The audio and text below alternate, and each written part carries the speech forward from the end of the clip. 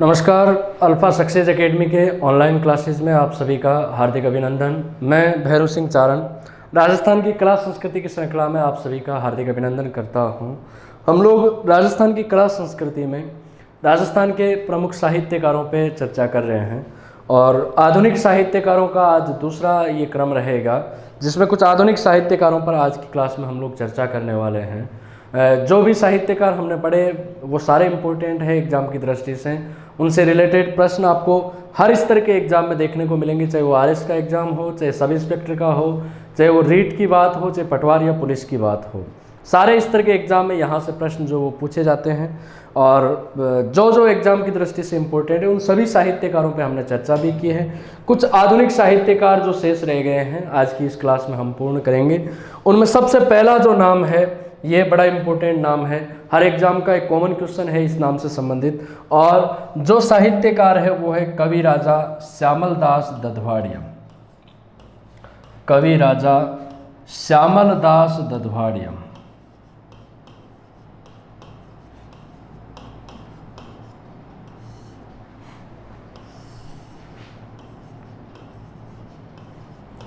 कवि राजा श्यामल दास दधवाड़िया एक बहुत महत्वपूर्ण नाम और बहुत प्रसिद्ध साहित्यकार है कवि राजा श्यामल दास दधवाड़िया। ठीक है, मेवाड़ के महान साहित्यकार थे और इनकी प्रसिद्ध रचना वीर विनोद तो हर एग्जाम में पूछी जाती है। ठीक है, कवि राजा श्यामल दास का जन्म मेवाड़ के ढोंकलिया गांव में हुआ था। ढोंकलिया गांव। मेवाड़ के 3 शासकों के ये समकालीन रहे, लेकिन जिस शासक का सर्वाधिक संरक्षण इनको मिला वो थे मेवाड़ के महाराणा सज्जन सिंह। शंभू सिंह के दरबार में भी रहे। मेवाड़ के महाराणा सज्जन सिंह का विशेष स्नेह इनके प्रति रहा, विशेष आशीर्वाद इनके प्रति रहा। मेवाड़ के महाराणा सज्जन सिंह।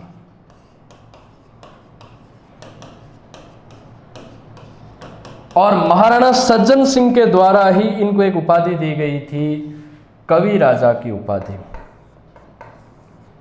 यह अक्सर पूछा जाता है श्यामल दास दधवाड़िया को कवि राजा की उपाधि किसने दी, तो मेवाड़ के महाराणा सज्जन सिंह ने दी। इसके अलावा इनकी 2 उपाधियां और है। अंग्रेजों द्वारा इनको केसर ए हिंद की उपाधि दी गई थी। केसर ए हिंद की उपाधि। ये जो केसर ए हिंद की उपाधि है ये ईस्ट इंडिया कंपनी के द्वारा श्यामल दास जी को दी गई है। इसके अलावा इनकी एक उपाधि है महामहोपाध्याय। महामहोपाध्याय। और कवि राजा श्यामल दास को महामहोपाध्याय की जो उपाधि है ये भी अंग्रेजों के द्वारा दी गई थी। तो 3 उपाधियां हो गई।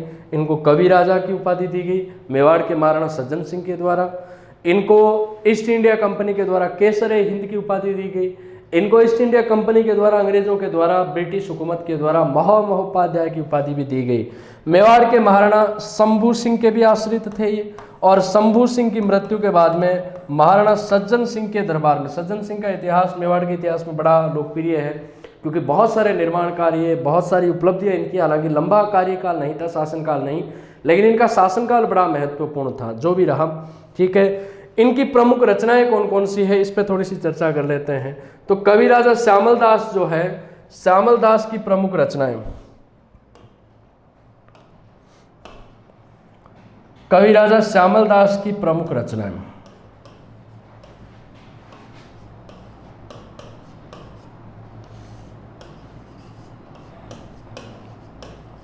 इन्होंने कौन कौन से ग्रंथ लिखे, तो इनके द्वारा लिखी गई रचनाओं में एक रचना तो बार बार एग्जाम में पूछी जाती है और वो है वीर विनोद। वीर विनोद। कवि राजा श्यामल दास की जो सबसे प्रसिद्ध रचना है वो कौन सी है, वीर विनोद। अपने राजस्थान के इतिहास को जानने के जितने भी ग्रंथ हैं इनमें सबसे ऑथेंटिक जो ग्रंथ है ना वो वीर विनोद ग्रंथ है। वैसे तो ये वीर विनोद ग्रंथ जो है वो मेवाड़ के इतिहास से संबंधित है, लेकिन मेवाड़ के साथ साथ संपूर्ण राजस्थान का इतिहास भी इस महाकाव्य में इन्होंने लिखा है। इसी वीर विनोद ग्रंथ में इन्होंने कई जानकारियां लिखी है। इसी वीर विनोद ग्रंथ में मारवाड़ के एक राजा थे विजय सिंह, जोधपुर के एक शासक हुए विजय सिंह राठौड़। ये जो विजय सिंह थे इनके शासनकाल में एक जाट महिला थी जिसका नाम था गुलाब राय। इस गुलाब राय का बड़ा हस्तक्षेप था और एक तरह से शासन का सारा जो पावर था वो गुलाब राय के हाथ में ही था। जैसे मुगलों के काल में आपने जहांगीर का इतिहास पढ़ा होगा, तो जहांगीर के दरबार में आपने देखा होगा कि जो नूरजहां थी, जो मेहरुनिसा थी, जिसको नूरजहां के नाम से जहांगीर ने उपाधि दी, ये नूरजहां ही वास्तविक शासिका थी। जहांगीर नाम मात्र का शासक रह गया, तो विजय सिंह भी नाम मात्र का शासक रह जाता है। इसके काल में संपूर्ण जो शासन की बागडोर रहती है ये गुलाब राय के पास में, इसकी प्रेमिका के पास में रहती है। इसलिए वीर विनोद ग्रंथ में कवि राजा श्यामल दास ने गुलाब राय को कहा है मारवाड़ की नूरजहां, मारवाड़ की नूरजहां। श्यामल दास ददवाड़िया ने मारवाड़ की नूरजहां किसे कहा है, तो गुलाब राय को कहा है, ठीक है। और विजय सिंह को कहा गया है जहांगीर का नमूना। श्यामल दास जी ने मारवाड़ के किस शासक को जहांगीर का नमूना कहा है, तो जहांगीर का नमूना किसको कहा गया है, जहांगीर का नमूना कहा गया है मारवाड़ के राजा विजय सिंह को, ठीक है। तो कवि राजा श्यामल दास की ये रचना बड़ी लोकप्रिय है, बार बार एग्जाम में पूछी जाती है, ठीक है। हर एग्जाम का लगभग ये बेसिक क्वेश्चन है, वीर विनोद के लेखक कौन है, कवि राजा श्यामल दास। इसके अलावा इनकी एक रचना और है, दूसरी जो इनकी रचना है वो है दीपंग प्रकाश, दीपंग प्रकाश। और ये जो रचना है, इस रचना में इन्होंने डोडिया परमारों का इतिहास लिखा है, डोडिया राजपूतों का इतिहास। दीपंग प्रकाश जो पुस्तक है, इस पुस्तक में इन्होंने डोडिया परमारों का इतिहास जो है वो लिखा है। तो इनकी सबसे मोस्ट जो रचना है ना, वो वीर विनोद रचना है और यही बार बार एग्जाम में पूछी जाती है। वीर विनोद के लेखक कौन है, कवि राजा श्यामल दास है, जिसमें मेवाड़ का इतिहास है। इसी वीर विनोद ग्रंथ में श्यामल दास ने गुलाब राय को कहा है मारवाड़ की नूरजहां। इसी वीर विनोद ग्रंथ में विजय सिंह जो जोधपुर का शासक है, इसको कहा गया है जहांगीर का नमूना, ठीक है। श्यामल दास एक बहुत महत्वपूर्ण नाम है राजस्थान के साहित्य में। श्यामल दास के बाद में अगले साहित्यकारों पे चर्चा करते हैं। अगले जो आधुनिक साहित्यकार जो आप तस्वीर में देख रहे हो, एक ऐसे साहित्यकार जिन्होंने शेखावाटी क्षेत्र में जन्मे, एक ऐसे साहित्यकार जिन्होंने राजस्थानी भाषा को मान्यता दिलाने के लिए बड़ा संघर्ष किया, ठीक है। जिनकी रचनाएं बड़ी लोकप्रिय है, जिनके लोकगीत बड़े लोकप्रिय हैं। और इस साहित्यकार का नाम है कन्हैयालाल सेठिया, जिनका जन्म चूरू जिले के सुजानगढ़ में हुआ और पूरे जन्म इन्होंने राजस्थानी भाषा को मान्यता दिलाने में व्यतीत किया। बड़ा महत्वपूर्ण योगदान राजस्थानी साहित्य में, आधुनिक साहित्य में स्वर्गीय कन्हैयालाल जी सेठिया का है। इन्होंने ही कहा कि जो लोग राजस्थानी भाषा बोलने में शर्म करते हैं, उन लोगों की वजह से आज राजस्थानी भाषा पिछड़ी हुई है।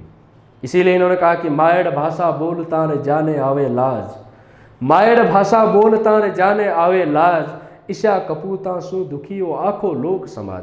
जखान राजस्थानी बोलता शर्म आवे, बाकी वजह आज राजस्थानी पिछड़ी हुई भाषा। इन्होंने लिखा कि अगर इस राजस्थानी का वजूद खत्म हो गया तो हमारे राजस्थान की पहचान खत्म हो जाएगी। इस राजस्थानी भाषा से, इस अपनी राजस्थानी वाणी से अपने राजस्थान की पहचान है। इसीलिए इन्होंने लिखा कि खाली धड़री कद हुए चेहरे बिना पिछाण, खाली धड़री कद हुए चेहरे बिना पिछाण, राजस्थानी रे बिनाओ क्या रो राजस्थान। बिना राजस्थानी के काहे का राजस्थान है। जिस प्रकार व्यक्ति के धड़ को अलग कर दिया जाए, शरीर को अलग कर दिया जाए, तो उस व्यक्ति की पहचान संभव नहीं है। वैसे ही इस राजस्थान की पहचान इस राजस्थानी भाषा से है।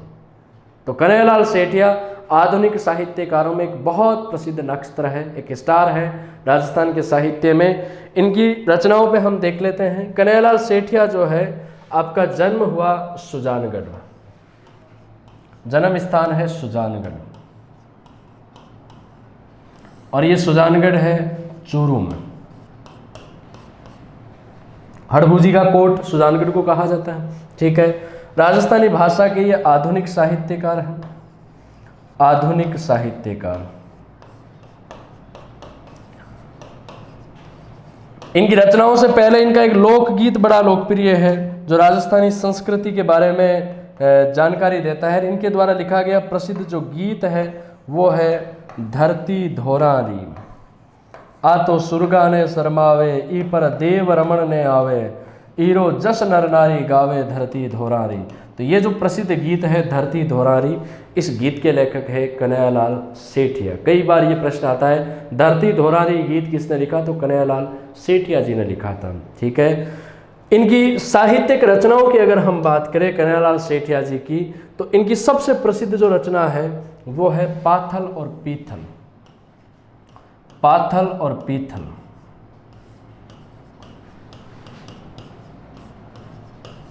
कन्हैयालाल सेठिया की जो प्रसिद्ध रचना है वो कौन सी है, पाथल और पीथल। ये बार बार पूछी जाती है, पाथल और पीथल के लेखक कौन है, तो कन्हैयालाल सेठिया है। अब ये पाथल और पीथल है क्या, तो मैं आपको बता दूं, पाथल तो कहा गया राणा प्रताप को और पीथल कहा गया है बीकानेर का एक साहित्यकार पृथ्वीराज राठौड़, जिन्होंने वेली किशन रुक्मणी ग्रंथ लिखा, दशम भागवत, गंगा लहरी महाकाव्य लिखे, जिनको डिंगल का हेरोन्स कहा एलपी टेसीटोरी ने। ठीक है, उसी पृथ्वीराज राठौड़ को पीथल कहा गया। हुआ क्या था, हल्दी घाटी के युद्ध के बाद में कहा जाता है कि राणा प्रताप की आर्थिक स्थिति एक तरह से कमजोर हो जाती है और राणा को जंगलों में जीवन व्यतीत करना पड़ता है। ठीक है, उसी समय परिस्थितियां ऐसी नाजुक हो जाती है क्योंकि राजस्थान के सभी शासकों ने अकबर की अधीनता स्वीकार कर ली थी। सभी शासक जो कभी गुहिलों के सामंत हुआ करते थे, आमेर के कछुआ, चौहान, ये सभी जो गुहिलों के कभी सामंत हुआ करते थे, ये सारे अकबर से मिल लेते हैं और गुहिलों के सामने युद्ध करते हैं। तो राणा चारों ओर से घिर जाते हैं, लेकिन राणा ने प्रतिज्ञा ले रखी थी कि मैं मर जाऊंगा लेकिन कभी किसी के सामने झुकूंगा नहीं, मेवाड़ की आन बान और शान में कभी भी मैं आंच नहीं आने दूंगा। ठीक है, तो राणा को जंगलों में जीवन व्यतीत करना पड़ता है। यहाँ तक की परिस्थितियाँ हो जाती है कि जंगलों में उनके पास में 2 वक्त की रोटी तक नसीब नहीं रहती है। गाड़ियाँ लोहारों के साथ में, अपने सैनिकों के साथ में, भीलों के साथ में राणा जंगलों में जीवन व्यतीत करते हैं अपने परिवार को लेकर के। तब एक दृश्य ऐसा होता है कि राणा प्रताप के पुत्र राजकुमार अमर सिंह जो थे वो भूख से व्याकुल होते हैं और राणा के पास में कहा जाता है कि खाने की रोटी तक नहीं थी। तो राणा ने अमर सिंह को, अपने राजकुमार को, घास की रोटी बना करके खिलाई। उसी समय एक बिलौटा आता है, जंगली जानवर आता है और वो घास की रोटी भी छीन करके चला जाता है। तब राणा को बड़ा दुख हुआ कि जो राजकुमार 36 प्रकार के पकवान मान मनोहर पर भी नहीं खाता था, उस राजकुमार को आज घास की रोटी तक नसीब नहीं हो रही है। तब राणा का स्वाभिमान कुछ समय के लिए जो है वो डगमगा जाता है और उसी सोए हुए स्वाभिमान को फिर बीकानेर के पृथ्वीराज राठौड़ ने वापस जगाया। राणा प्रताप और पृथ्वीराज राठौड़ के बीच का जो संवाद है, उसी संवाद को, उसी बातचीत को, पत्राचार को पाथल और पीथल में कन्हैयालाल सेठिया ने लिखा है ना। राणा एक बार के लिए मानस बना लेते हैं कि मैं अकबर को खत लिखता हूँ, अकबर को खत लिख देते हैं वो, और वो कहते हैं कि अब मुझे भी क्या करना है, कब तक मैं ऐसी यातनाएं सहन कर पाऊंगा, है ना। हूँ झुक्यो गुणु हूँ सयो घणु मेवाड़ी मान बचावण ने, हूँ झुक्यो गुणु हूँ सयो, हूँ लड़ो घणु हूँ सयो घणु मेवाड़ी मान बचावण ने, हूँ पाच नहीं राखी रण में बैरारो खून बहावण ने, पण आज बिलक तो देखूँ हूँ जद राजकुंवर ने रोटी ने, पण आज बिलक तो देखूँ हूँ जद राजकुंवर ने रोटी ने, हूँ छात्र धर्म ने भूलूँ हूँ भूलूँ हिंदवाणी चोटी ने। मैं आज जब अपने राजकुमार को इस प्रकार व्याकुल देखता हूँ, बिलकता देखता हूँ, तो मैं सारे धर्म भूल जाता हूँ। ठीक है, अकबर के पास में जब राणा का खत जाता है तो अकबर को यकीन नहीं होता है, क्योंकि अकबर के सारे जितने भी अभियान थे वो सारे सफल होते सिवाय मेवाड़ का अभियान, और राणा कभी अकबर के सामने झुका नहीं। और उसी अकबर के दरबार में कवि रहता था पृथ्वीराज राठौड़ बीकानेर का, और ये हमेशा अपनी मूंछों पर ताव लगाता रहता था। अकबर को एक ही बात कहता कि ये मूंछें उस दिन झुक जाएगी जिस दिन राणा प्रताप को तुम झुका लोगे, तब तक ये मूंछें नहीं झुकेगी। तो अकबर उस पीथल को बुलाता है, ठीक है, और उस पीथल को कहता है कि तू जिस राणा प्रताप की तारीफ करता था, उस राणा प्रताप ने देख खत लिखा है, अधीनता स्वीकार करने के लिए तैयार है वो। तो पीथल कहता है कि अगर आपकी इजाज़त हो तो मैं एक बार प्रताप से पूछ लूं कि उन्होंने ये खत लिखा है क्या। और फिर पृथ्वीराज राठौड़ ने ऐसे शब्दों का प्रयोग किया उस खत में जिसकी वजह से राणा का सोया हुआ स्वाभिमान जाग गया। उन्होंने लिखा कि हूँ आज सुनियो हूँ नाहरियो साल्यारी ओटा सोवे लो, हूँ आज सुनी हाँ चातकड़ो धरती रो पानी पीवे लो, हूँ आज सुनी हाँ रजपूती अब रांड हुएली रजपूती। ठीक है, हमने आज सुना कि अब शेर जो है वो गीदड़ों के साथ में जीवन जिएंगे।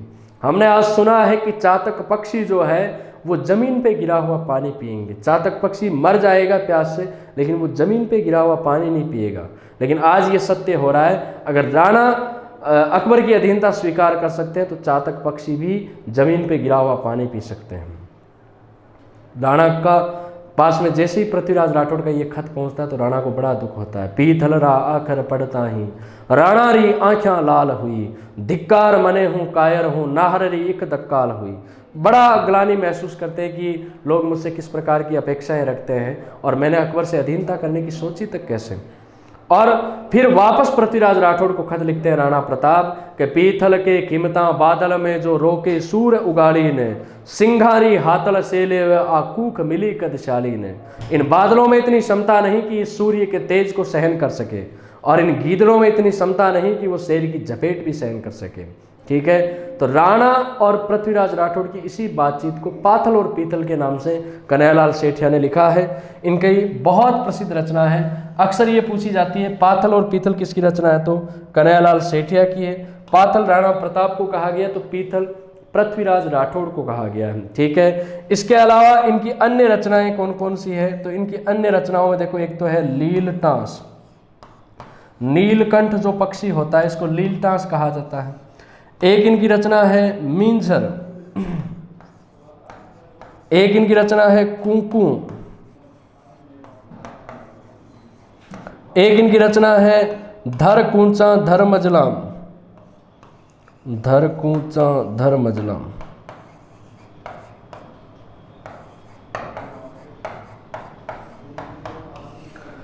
ये कन्हैयालाल सेठिया की महत्वपूर्ण रचना है। सबसे प्रसिद्ध इनकी यही है पातल और पीतल। और एक इनका गीत आपको ध्यान रखना है जो इनके द्वारा लिखा गया, अरे घासरी रोटी और एक धरती धोरारी। ठीक है, तो ये आधुनिक साहित्यकार है कन्हैयालाल सेठिया।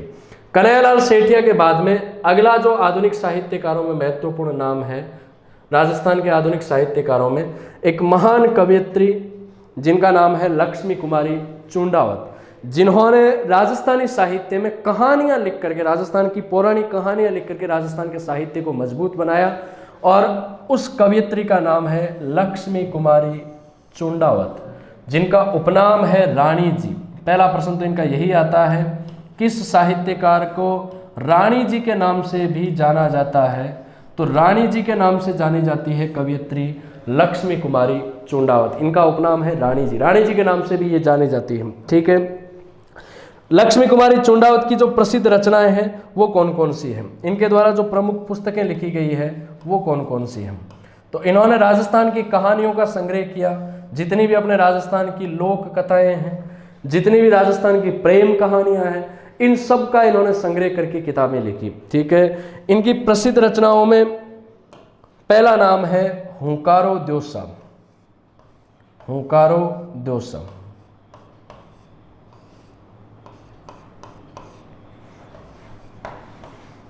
इनकी पहली रचना है हुंकारो द्योसा। दूसरी इनकी प्रसिद्ध रचना है बाघो भारमली, बाघो भारमली। ये सभी राजस्थान की कहानियां हैं। पाबूजी राठौड़ री बात, पाबूजी राठौड़ री बात।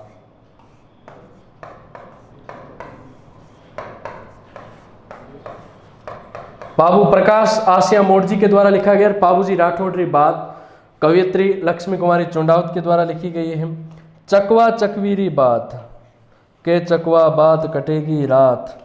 चकवा और चकवी दो पक्षी हैं और दोनों को ये श्राप मिला है, ये दिन भर ये साथ रह सकते हैं लेकिन रात के समय एक साथ नहीं रह सकते। दोनों अलग अलग पेड़ों पर रहते हैं। ठीक है, दोनों प्रेमी हैं लेकिन दोनों एक साथ नहीं रह सकते। ये चकवा और चकवी को श्राप दिया गया है। तो चकवा चकवी की इसी विरह पर इन्होंने लिखा है चकवा चकवीरी बात।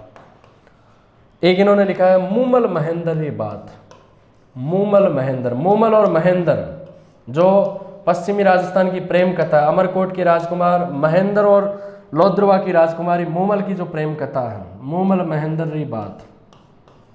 बात अपने राजस्थान में कहानियों को कहा जाता है। तो ये सारी रचनाएं लक्ष्मी कुमारी चुंडावत की है। इसके अलावा इन्होंने रूसी जो कहानियां, रूस की जो कहानियां हैं, जैसे भारत में कहानियां ना, वैसे ही इन्होंने रूसी कहानियों का संग्रह किया है।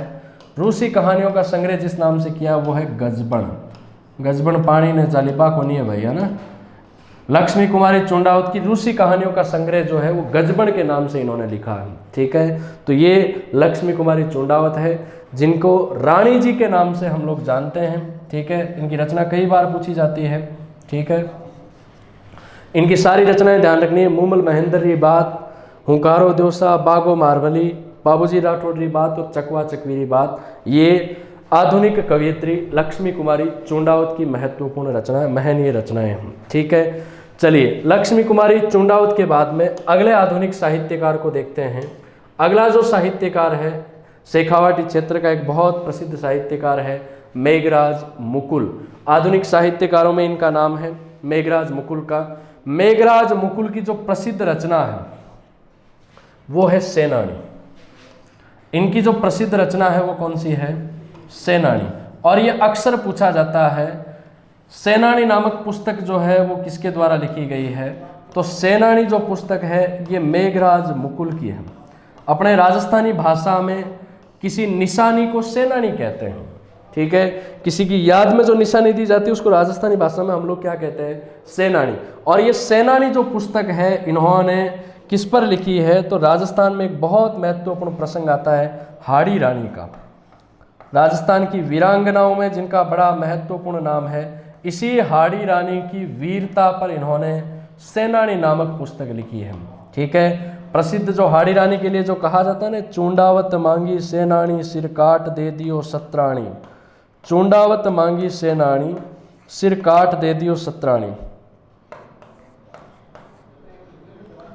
चुंडावत मांगी सेनानी सिर काट दे दियो सत्राणी। पुलिस में ये प्रश्न पूछा गया था किसके लिए कहा जाता है? तो ये ध्यान रखना हाड़ी रानी के लिए कहा जाता है। हाड़ी रानी का वास्तविक नाम भी पूछा जाता है सहल कंवर था। चुंडावत मांगी सेनानी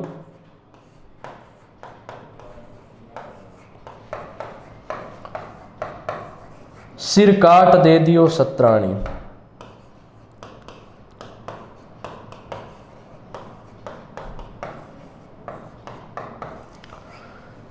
ये इसी सेनानी पुस्तक में से हैं जो हाड़ी रानी की वीरता पर इन्होंने लिखा। अब हुआ क्या था इसका मैं छोटा सा आपको प्रसंग बता देता हूं। मेवाड़ के महाराणा थे राज सिंह, बड़े शक्तिशाली शासक थे। मेवाड़ के राजाओं में अंतिम शक्तिशाली राजा कह सकता हूं मैं, जिन्होंने हिंदू धर्म की रक्षा की, जिन्होंने औरंगजेब को, जो औरंगजेब जजिया कर लागू करता है, जो औरंगजेब ये कहता है कि मैं दारुल हरब को दारुल इस्लाम में बदल दूंगा, उस औरंगजेब का विरोध करने वाला कोई राजा था तो वो मेवाड़ के महाराणा राज सिंह थे। ठीक है, मेवाड़ के महाराणा राज सिंह जो औरंगजेब के बहुत बड़े शत्रु थे, इसी महाराणा राज सिंह के काल की घटना मैं आपको बताता हूँ। हुआ ये था औरंगजेब के शासन काल में अजमेर के पास में जो राठौड़ों की तीसरी रियासत थी किशनगढ़, यहाँ किशनगढ़ के शासक थे रूप सिंह, और इन रूप सिंह की पुत्री का नाम था चारुमती। ये चारुमती अत्यधिक रूपवान थी, अत्यधिक सुंदरी थी और सुंदरता का पर्याय थी एक तरह से।